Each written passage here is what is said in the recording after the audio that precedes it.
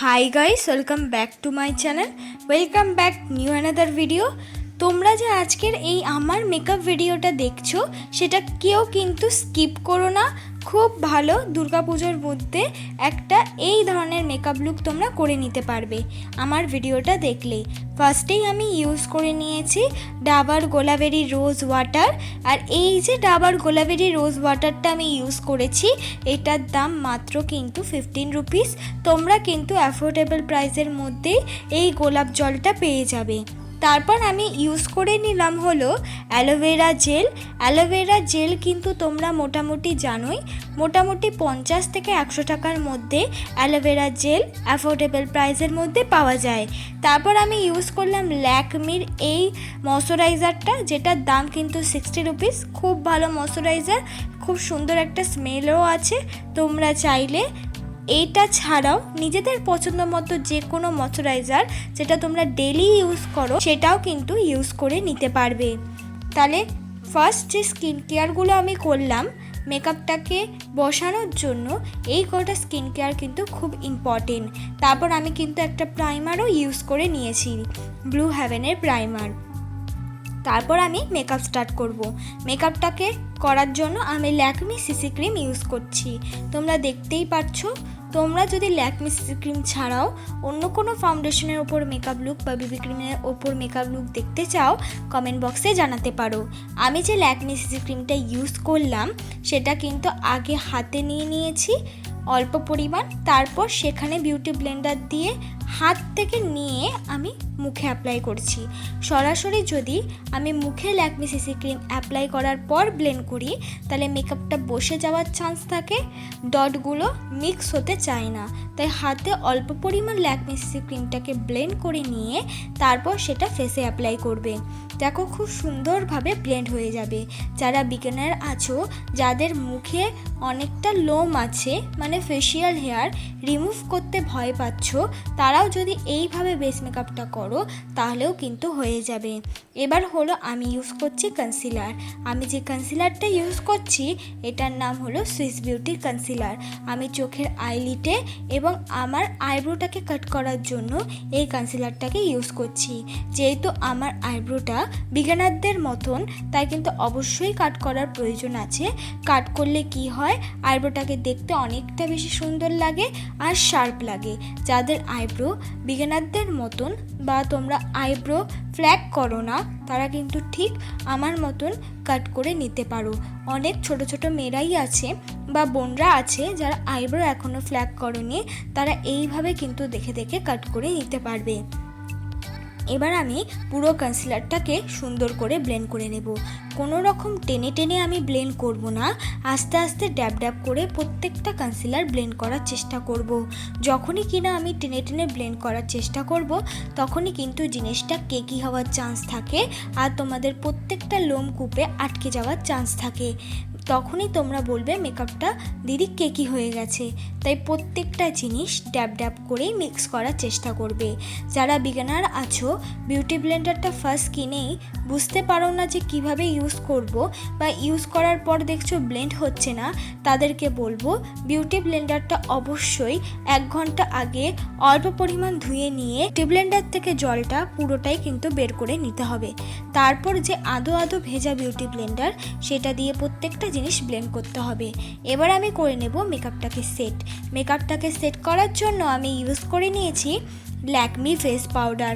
তোমরা চাইলে এখানে ফিটমি কম্প্যাক্ট পাউডার বা যে কোনো পাউডার কিন্তু ইউজ করে নিতে পারো।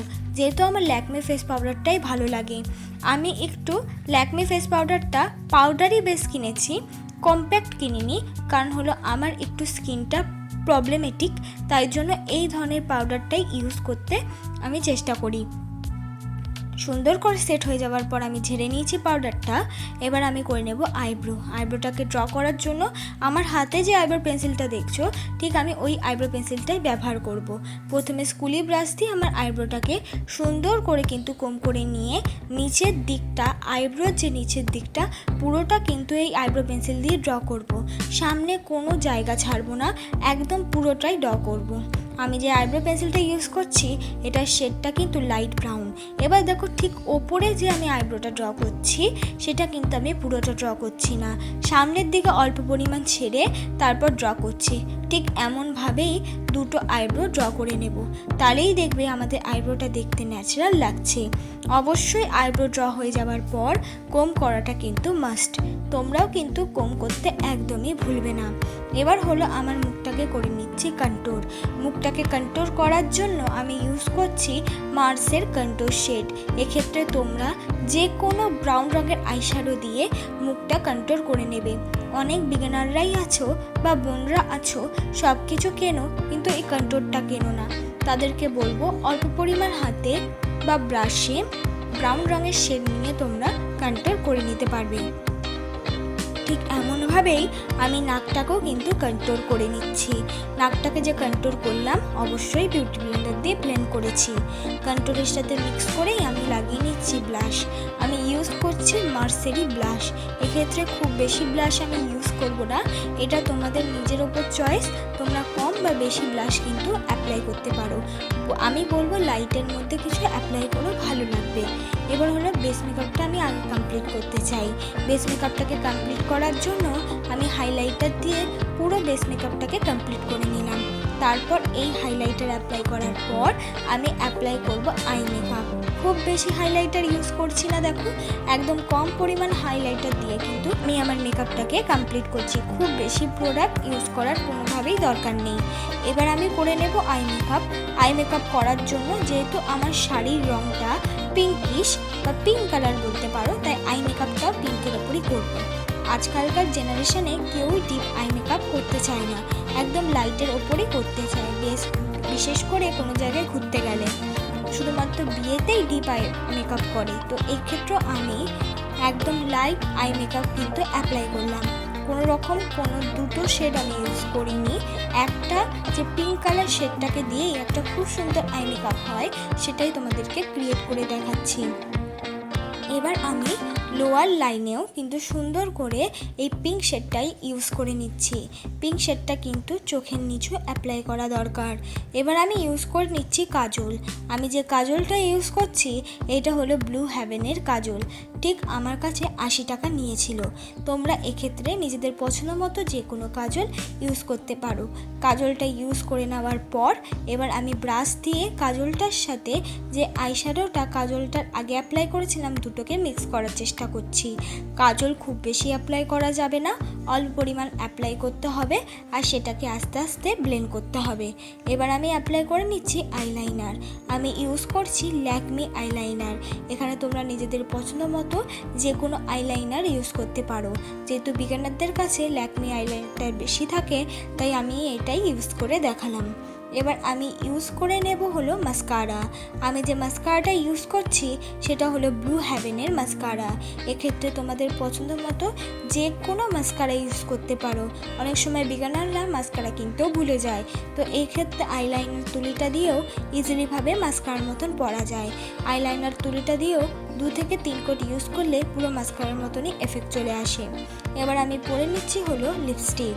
আমি ইউজ করে নিচ্ছি ফার্স্টে একটা matte pink lipstick, deep pink lipstick. আর এই ডিপ পিঙ্ক লিপস্টিকটা দিয়ে আগে আমার লিপটা আমি ড্র করে নিচ্ছি। কোনো রকম লিপ লাইনার আমি নিলাম না, তোমরা চাইলে ডিপ পিঙ্কের লিপ লাইনার দিয়েও এইভাবে ড্র করে নিতে পারো। মাঝখান থেকে ইউজ করলাম পিঙ্কেরই একটা নিউ শেড, দুটোকে মিক্স করার চেষ্টা করলাম। এটাই আমার ফাইনাল লুক বন্ধুরা। ভালো লাগলে অবশ্যই like, comment, share and subscribe করতে কিন্তু ভুলবে না।